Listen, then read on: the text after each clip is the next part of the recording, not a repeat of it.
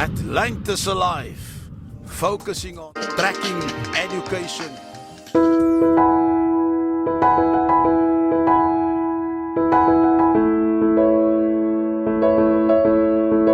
G.Show. Today we have a beautiful lady. Look at her, and she goes by the name of Mama K in the business world. Tell me about Mama K. What is your real name? My real name is Kimmy Akiode Adebayo. Oh, that's such a beautiful name. Thank you, and a long one as well. Long one, yeah. I'm the executive director and CEO for Bold Moves Africa. And on post, I must say, my name basically is a long one. Kimmy means pet me, but the full name is Oluwakemi. Yes. So what used to happen is people used to call me Kimmy, Kaime, Oluwa, and then in the end, some used to say, oh, Mama, and I didn't like that word before Mama. Because I used to feel old with the name. Exactly. I used to go, no, I'm not Mama, I'm a young person. But I've embraced the fact that I'm aging gracefully now, and I've embraced that Mama. So I think 2-3 years ago, during COVID, while reflecting, I just said, well, I am Mama K. Yes. So that's how Mama K It came actually about. suits you. Thank you. It brings some substance to, the Mama K word brings Thank substance you. to it. Thank you. Now we're going to go back to Kimmy as a young little girl. Tell us about Kimmy and her dreams when she was a young little girl. Okay, Kimmy is a Nigerian by birth. I actually consider myself to be a global citizen. I'm a Nigerian by birth. I'm a British by marriage. I'm a South African by residency, and a lot of others. Exactly. So Kimmy as a young girl, born in Lagos, Nigeria, which is the western part of Nigeria. Yes. Although I'm from a state called Ogun State, which is the western part of Nigeria as well. Schooled in Lagos, went to the primary school, Sunnyfields. Shout out to my Sunnyfields primary school children. Yes. Lagos Anglican girls, then to the University of Lagos. I studied psychology, and growing up in Lagos was awesome, was beautiful for me. And I wanted to see the world. I wanted to see what the world was like, because my father brought me up. I'm the first child, brought me up not like a man, but brought me up feeling that I can do anything that I wanted to do. I started driving at a very young age. I don't even want to declare it publicly because I could get into trouble. That's past and gone. That's past and gone.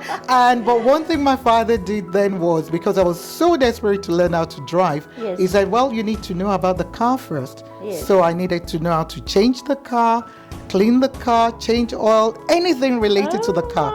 So he brought me up and my other siblings, knowing that you can do anything you want to be, even though you're a girl. Yes. So I was brought up that way.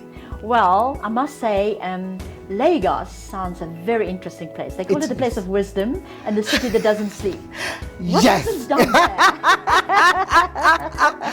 Lagos, yes. Eko Inibaje, as we say in Lagos. That means we cannot spoil Lagos. It's a city that does not sleep. Yes. A lot happens there.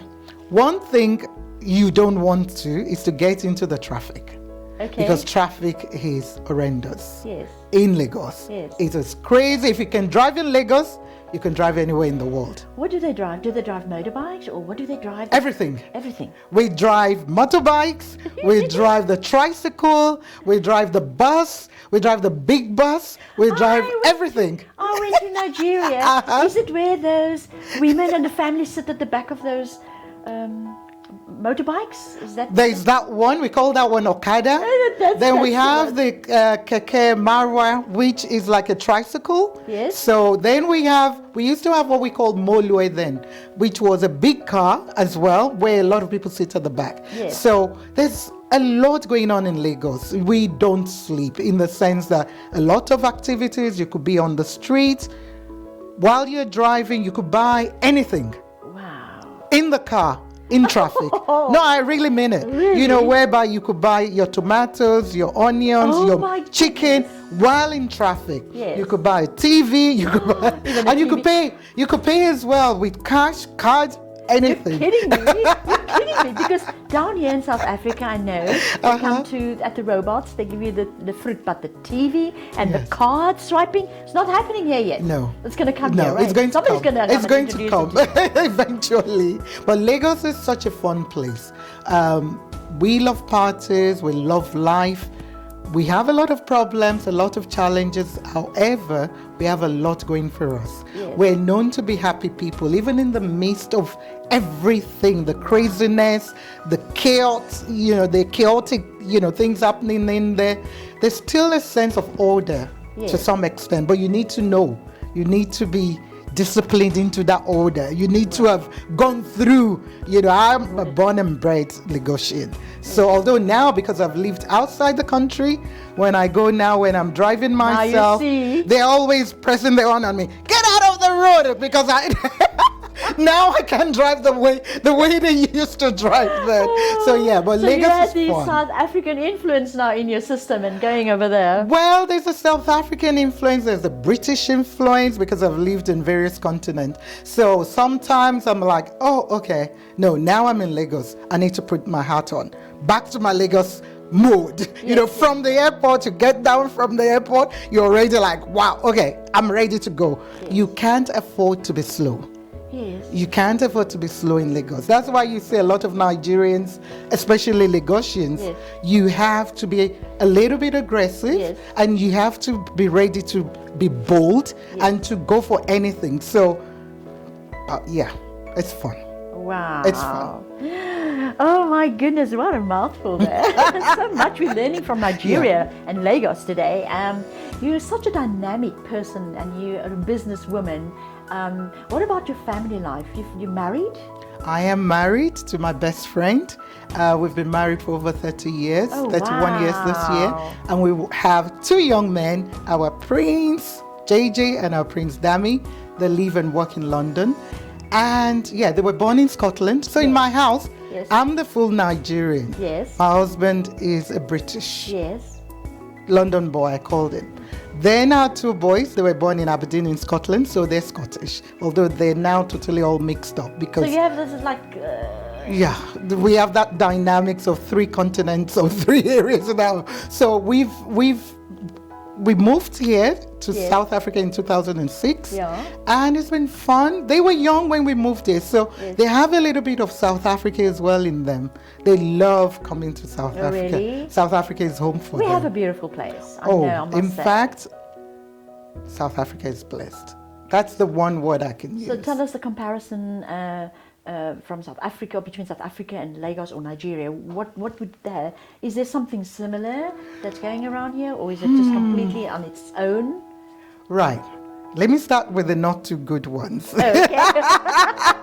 I don't want to focus on the negative, but the not too good ones was when we first relocated here. Yes. I felt, okay, this is Europe, in Africa.